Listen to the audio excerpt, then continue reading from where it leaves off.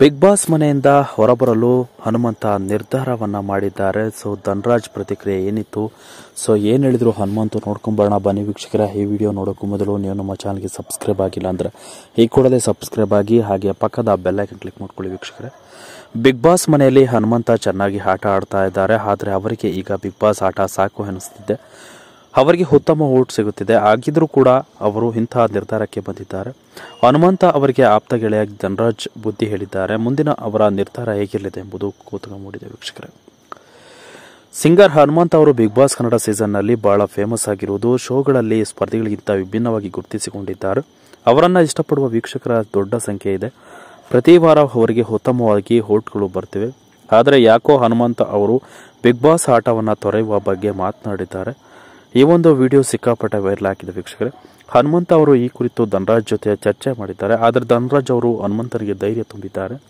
Big ಬಾಸ್ಗೆ ನಾನು ನೇರವಾಗಿ ಹೇಳಿಬಿಡುತ್ತೇನೆ, ಕಷ್ಟ ಆಗ್ತಿದೆ, ನನ್ನನ್ನು ಕಳಿಸಿಬಿಡಿ ಎಂದು ಹನುಮಂತ ಅವರು ಹೇಳಿದ್ದಾರೆ. ನೀನು ಯಾಕೆ ಶೋಭಕ್ಕನ ತರ ಹಾಡ್ತಿದ್ದೀಯಾ ಎಂದು ಧನರಾಜ್ ಅವರು ಹೇಳಿದ್ರು. ಯಾಕೆಂದ್ರೆ ಶೋಭಾ ಶೆಟ್ಟಿ ಕೂಡ ಇದೇ ರೀತಿ ಮಾತನಾಡಿ ಬಿಗ್ ಬಾಸ್ ಮನೆಯಿಂದ ಹೊರಗೆ ಹೋಗಿದ್ರು. ತಮ್ಮ ವಯಸ್ಸಿನ ಗೊಂದಲ ಏನು ಎಂಬುದನ್ನು ಹನುಮಂತ ವಿವರಿಸಿದ್ದಾರೆ. ಶೋಭಕ್ಕನ ರೀತಿ ಏನೂ ಇಲ್ಲ, ನಾವು ಬಾಯಿ ಸತ್ತವರ ರೀತಿ ಇರೋಕೆ ಹಾಗಲ್ಲ, ಮಾತಾಡೋಕೆ ಬರುತ್ತಿಲ್ಲ, ತಲೆ ಸ್ವಿಚ್ ಆಫ್ ಆಗಿದೆ ಎಂದು ಹನುಮಂತ ಅವರು ತಮ್ಮ ನಿಜವಾದ ಸಮಸ್ಯೆಯನ್ನ ಎಂಬುದನ್ನು ವಿವರಿಸಿದ್ದಾರೆ. ಅದಕ್ಕೆ ಕೂಡ ಧನರಾಜ್ ಅವರು ಬುದ್ಧಿ ಹೇಳಿದ್ದಾರೆ. ಆಡಲ್ಲೇ ಉತ್ತರ ಕೊಡ್ತೀಯ ದೋಸ್ತ, ವಾರ ಪೂರ್ತಿ ಮಾತನಾಡುವ ನೀನು ವೀಕೆಂಡ್ನಲ್ಲೇ ಯಾಕೆ ಮಾತಾಡಲ್ಲ ಅಂತ ಅಷ್ಟೇ ಹೇಳಿದ್ದು ಎಂದಿದ್ದಾರೆ ಧನರಾಜ್. ಸುದೀಪ್ ಸರ್ ಹತ್ರ ಟ್ರೈನಿಂಗ್ ತೆಗೆದುಕೊಂಡು ನಾವು ಇಲ್ಲಿಗೆ ಬರಬೇಕಿತ್ತು ಎಂದಿದ್ದಾರೆ ಹನುಮಂತ. ಹನುಮಂತ ಅವರು ಹಳ್ಳಿಯಿಂದ ಬಂದವರು. ಅವರಿಗೆ ಸಿಟಿ ಜೀವನದ ಬಗ್ಗೆ ಅಷ್ಟ ಪರಿಚಯ ಇಲ್ಲ.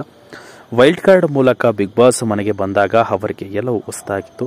ಆದರೆ ಈಗ ಅವರು ತುಂಬಾ ಹೊಂದಿಕೊಂಡಿದ್ದಾರೆ. ಟಾಸ್ಕ್ನಲ್ಲಿ ಉತ್ತಮ ಕೂಡ ಪ್ರದರ್ಶನವನ್ನ ನೀಡಿದ್ದಾರೆ.